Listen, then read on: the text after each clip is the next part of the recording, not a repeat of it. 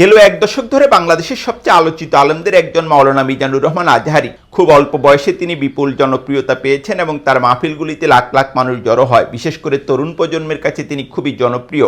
তো আমরা যেটা দেখি যে আওয়ামী লীগের শাসনামলে এক পর্যায়ে সরকারি চাপের মুখে তিনি দেশ ত্যাগ করতে বাধ্য হন এবং বেশ কয়েক বছর তিনি মালয়েশিয়াতে ছিলেন। 5ই আগস্ট শেখ হাসিনার পালিয়ে যাওয়ার পর বাংলাদেশে একটা বিপুল পরিবর্তন হয়েছে এবং এই পরিবর্তিত সময়ে মাওলানা মিজানুর রহমান আজহারী দেশে ফিরে আসেন এবং আমরা যেটা দেখি যে তার কার্যক্রম তিনি আবার নতুন করে শুরু করেন। তবে মাহফিলের ক্ষেত্রে তিনি আসলে তখনই একটা পরিবর্তন আনেন। আগের মতো এত বেশি সংখ্যক মাহফিলে তিনি আর অংশ নেননি। বিশেষ করে বিভাগীয় শহর এবং গুরুত্বপূর্ণ শহরগুলোতে অল্প সংখ্যক মাহফিলে তিনি অংশ নেন এবং মূলত তিনি আরেকটা ফাউন্ডেশন করেছেন শিক্ষা কার্যক্রম নিয়ে, সেটাতে তিনি মনোনিবেশ করেন।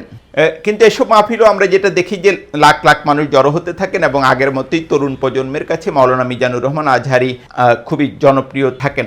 তো এবার যেটা দেখা যাচ্ছে যে নির্বাচনকে সামনে রেখে মাওলানা মিজানুর রহমান আজহারী একটা চমকপ্রদ সিদ্ধান্তই নিয়েছেন। তিনি যেটা সিদ্ধান্ত নিয়েছেন যে ভোটের আগে তিনি আর কোনো উন্মুক্ত মাহফিল করবেন না। কেন তার এই সিদ্ধান্ত, এটা নিয়ে বিপুল আলোচনা চলছে। মাওলানা মিজানুর রহমান আজহারী নিজে একটা ব্যাখ্যা দিয়েছেন সুনির্দিষ্টভাবে। আমি যদি বলি, তিনি দুটো কারণ উল্লেখ করেছেন। তিনি যেটা বলেছেন যে তার এসব মাহফিলে বিপুল লোক সমাগম হয় এবং এটা শুধু নিজস্ব স্বেচ্ছাসেবী দিয়ে এসব মাহফিলের নিরাপত্তা নিশ্চিত করা যায় না। সেখানে পুলিশ সহ বিভিন্ন আইন শৃঙ্খলা রক্ষাকারী বাহিনীর সদস্যদের উপস্থিত থাকতে হয়। মিজানুর রহমান আজহারী বলছেন যে ফেব্রুয়ারি মাসে সংসদ নির্বাচন অনুষ্ঠিত হবে এবং এর আগে রাজনীতিবিদদের, প্রার্থীদের নানা রকম গুরুত্বপূর্ণ সমাবেশ হবে এবং আইন শৃঙ্খলা রক্ষাকারী বাহিনী সেখানে নিরাপত্তা নিশ্চিত করতে নানা রকম পদক্ষেপ নিতে হবে। এর পাশাপাশি মাওলানা আজহারীর মাহফিলের নিরাপত্তা নিশ্চিত করা তাদের জন্য একটা কঠিন কাজ হবে এবং বাড়তি কাজ হবে এবং তাদের জন্য এটা খুবই চাপ হয়ে যাবে। সে কারণেই মূলত মাওলানা মিজানুর রহমান আজহারী তার মাহফিলগুলি স্থগিত করেছেন। এবং আরেকটা তিনি যেটা উল্লেখ করেছেন, তার হাসনা ফাউন্ডেশনের যে কার্যক্রম, শিক্ষামূলক কার্যক্রম, সেখানে তিনি আরও ভালোভাবে মনোনিবেশ করতে চান। তো এটা ঠিকই, আসলে মাওলানা মিজানুর রহমান আজহারী মাহফিলে যেভাবে মানুষ হয় এবং সেখানে নিরাপত্তা নিশ্চিত করা, শৃঙ্খলা রক্ষা করা খুবই কঠিন কাজ এবং সেই বিবেচনায় তার এই সিদ্ধান্ত সমর্থনযোগ্যই। কিন্তু এটার অন্য একটা তাফসির আমার কাছে আছে।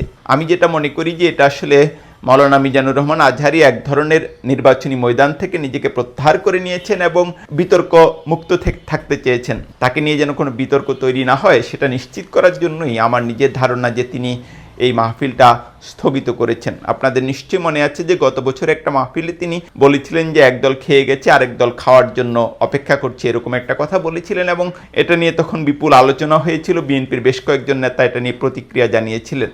এবং বাংলাদেশের যে ট্র্যাডিশন, আমরা যেটা দেখি যে ওয়াজ মাহফিলের ময়দানে বিভিন্ন রাজনৈতিক বক্তব্য দেওয়া হয়, বিশেষ করে ভোটের মৌসুমে। এবং এখন আমরা যেটা দেখছি যে সম্পূর্ণ রাজনৈতিক সংগঠন হেফাজতের আমির মাওলানা মহিবুল্লাহ বাবু নগরীও রাজনীতি নিয়ে অনেক কথাবার্তা বলছেন। তো খুব স্বাভাবিকভাবে এটা একটা ট্র্যাডিশন বাংলাদেশে যে ভোটের সময় যেসব মাহফিল হয় সেখানে ভোট নিয়েও টুকটাক কথাবার্তা হয় এবং অনেকেই মাওলানা মিজানুর রহমান আজহারীকে জামাত শিবিরের সমর্থকও মনে করেন।